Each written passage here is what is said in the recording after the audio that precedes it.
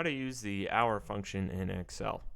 So what the hour function does is it takes a actual time here. So here we have 1 hour, 1 hour 23 minutes, 14 hours, 22 hours, 59 minutes, and it returns a whole number based on that.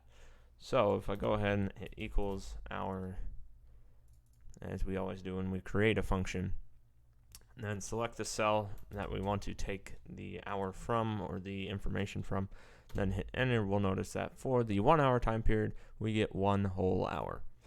If we extend that down, 1 hour and 23 minutes only comes out to 1 whole hour. Go down to 14, we get 14 whole hours.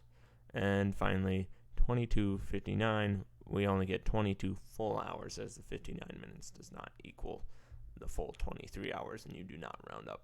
So that is how you use the hour function in Microsoft Excel.